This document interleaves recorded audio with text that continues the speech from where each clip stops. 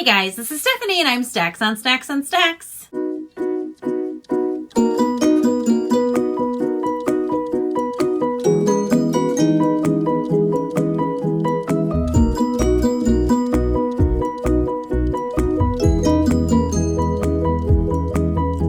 It is November and I am filming my April wrap up.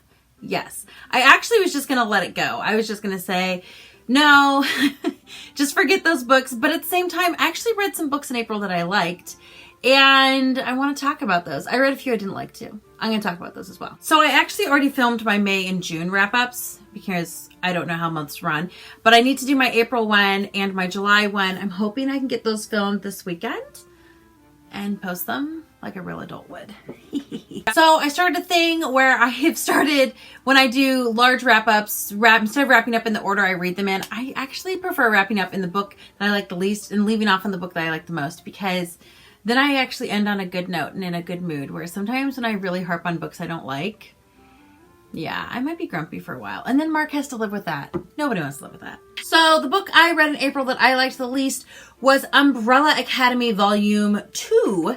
And I think I gave it like a 2.5 personally, maybe 3.0 technically. The art's fine. Like, I don't love it. I don't hate it. I really didn't care where the story took me. Plus, I feel like the TV show took bits from the second one and bits from the first one, and that's where they got the first season from. I would love a second season. I actually enjoyed the TV series more than I enjoyed the books, so that's different too. But basically, I didn't love this. I think I had a lot of questions after the end of the first one, and I really wanted to get some answers, and they really didn't give me any answers. They just added more characters and a little more confusion. And yes, I like the TV show much, much better. I will try and get a hold of the third one whenever it does come out, but I'm not gonna really hold my breath for it. The next one I read was Hey Kid, Wanna Buy a Bridge? This is by John Scasiza. I don't think I said that right. This was the last one I read for middle grade March. Yes, that's just how long it's been. I did get five graphic novels. No, I did get 5 middle grade novels. Read in the month of March, and I just didn't talk about this one actually. So I did read this one. I think I gave it like a 3.0. What I didn't realize is that this is like, and it doesn't say it anywhere on here, but this is like the 11th book in a series. So they kind of started and they were like, oh, all of these characters and we know all of these things. And I was like, so it was cute. It was very middle grade. I gave it 3 stars. I feel I was generous with that. Basically these 3 little boys have an ability to travel through time, and they go back to historical points, I believe. And then they always change something. And then they're like, oh no, we have to change it back. So it was cute, but it was a quick read, and I don't know if I'll be reading more from this author. Now on to the 3 books that I did like, that I read in the month of April. The first one I did like, and it took me by a surprise, was Pride by Ibi Zobi. I think I'm saying that right. I'm not 100% sure. This one actually surprised me. So this is a Pride and Prejudice retelling. They say Pride and Prejudice remix. Ha ha ha. Kind of takes place, I want to say in the Bronx, but I don't remember now because it's been a long time. I don't know. Something like that. If it's not the Bronx, it's like a New York borough of sorts. It's a little lower income. I ended up giving this 4 stars. Personally, and 4 stars technically. I really did end up liking it, which surprised me because this is one I had to give a second go. Ultimately, we're following a character who is of African and Latino descent, and she, in her family, she's the second oldest, just like Elizabeth Bennet, in this family of girls. And some guys move in across the street of this ghetto place, and they've fixed up this building and made a fancy schmancy house. And they are the Darcy family. Dun, dun, dun. So from there, we do follow the whole Pride and Prejudice thing. So if you read Pride and Prejudice, you know how this ends. I did like this. I did.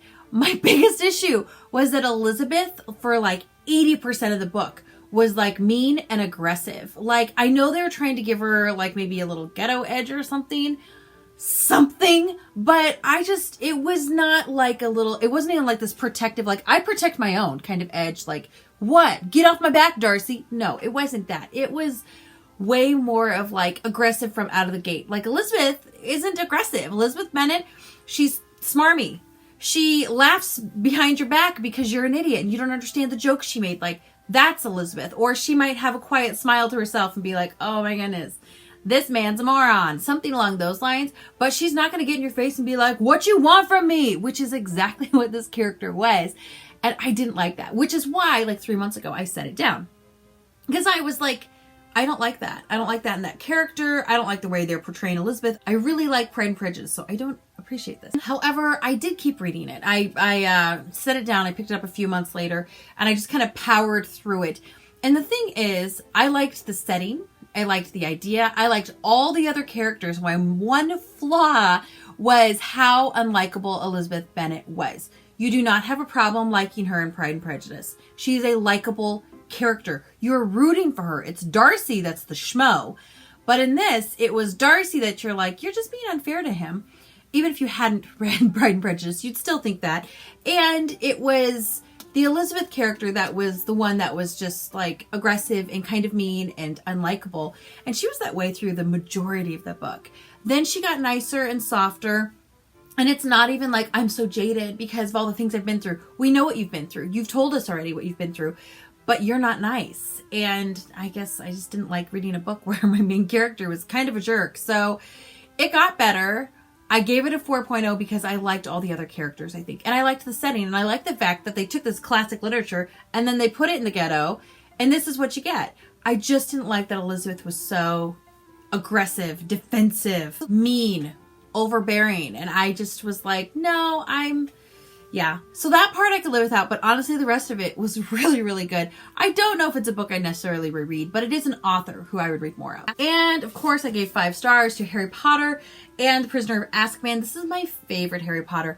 I was thinking it's the 6th one, but I'm in the middle of the 6th one now, and though I really, really like it, this one has a certain amount of sweetness to it.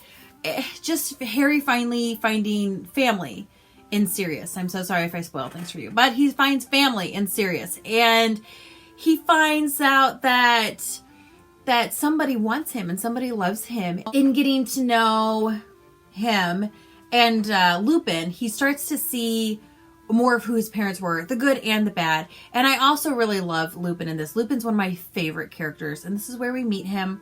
And he's so good and kind, and he sees his shortcomings for what they are. He sees that he was crappy to Snape back in the day. So when Snape's kind of crappy to him, he's just like, oh, well, kind of deserved it. I let my friends be crappy. Though he innately isn't crappy, he let his friends do that, and that's kind of a crappy thing. So I just love this book. It is a 5-star book to me. It is fantastic. I've been loving my Harry Potter reread this year. It's probably something I should do every year, but I loved this one. Love, love, love. And the last one I have to talk about is The Bear and the Nightingale by Catherine Arden.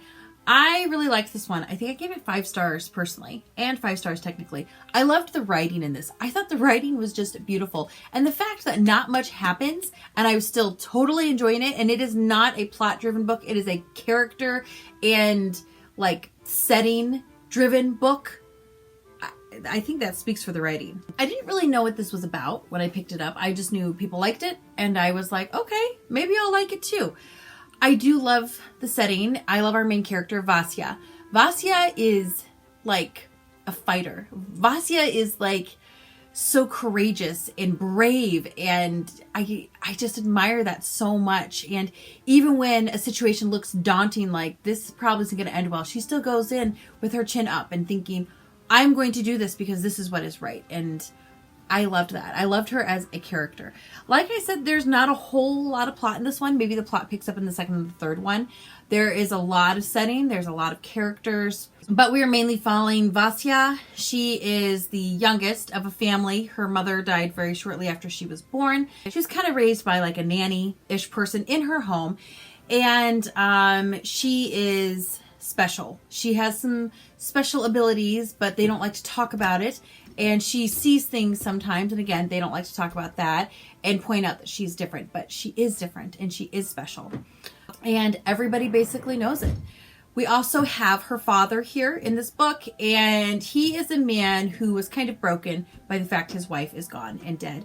And he's just holding on by like shoestrings because he's lonely and he wants somebody else. And those are some of your more main characters. We have her brothers, we have a sister, And like I said, not a lot happens. Basically, we're watching her kind of grow up. We're watching situations around her, how she reacts to it, and her abilities and how they react to things as well. Then as a side note, we have our villain, you could say, lurking in the corners. And I actually enjoy the villain as well. He was well written too. So if you like character-driven books, you'll probably really enjoy this. Outside of her growing up, it's hard to say what else it's about because I feel like I would ruin the few plot points that we have.